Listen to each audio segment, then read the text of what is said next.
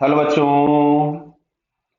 यहां दिया है a disc perform pure rolling on smooth stationary surface with constant angular velocity as shown in the figure at any instant for the lowest most point of the disc. Clear है? तो देखो, ये हम लोगों ने पढ़ रखा है कि अगर प्योर रोलिंग होती है तो जो बॉटम मोस्ट पॉइंट होता है उसकी इंस्टेंटेनियस वेलोसिटी जीरो होती है। क्यों?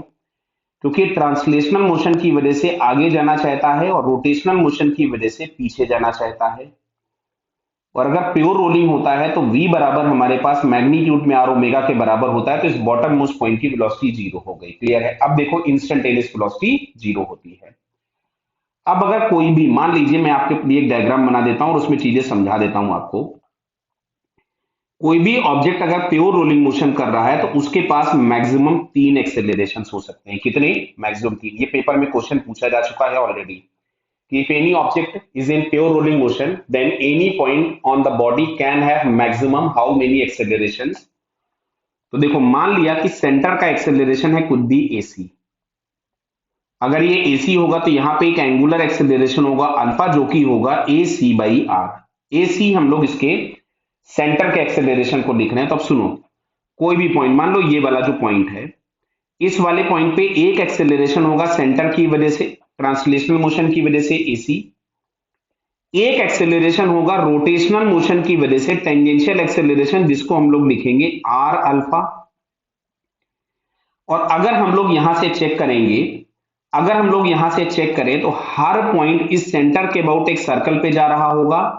तो इस पॉइंट के पास एक एक्सेलरेशन और होगा नीचे की तरफ में, जिसको हम लोग लिख दे रहे हैं रेडियल एक्सेलरेशन या सेंट्रीपिटल एक्सेलरेशन, जिसकी वैल्यू होगी वी स्क्वायर बाई आर, जहां पे वी इस पर्टिकुलर पॉइंट की वेलोसिटी होगी। क्लियर है क्या? अब अच्छा, हम लोग आते हैं। तो जैसे इसमें लिखा है वेलोसिटी इज वी, अब ऑप्शन लिखे हैं velocity is v, acceleration is zero. Velocity is zero, acceleration is zero, नहीं। हाँ, लास्ट ऑप्शन देखिए, लिखा है velocity is zero and acceleration is v square by r. भाई अगर हम सेंटर पॉइंट पे बैठ जाएंगे तो हर पॉइंट हम लोगों को सेम ओमेगा से घूमता हुआ दिखाई देगा, मतलब सेम वेलोसिटी से। तो अगर हम सेंटर पे बैठ गए, केवल सेंटर पे, तो सेंटर के रेस्पेक्ट में मैं फिर से इसका एक डायग्राम और बना देता हूं इधर बगल में।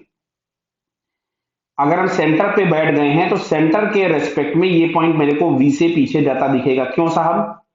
सेंटर की वेलोसिटी v आगे है और इस पॉइंट की खुद की वेलोसिटी क्या है? जीरो।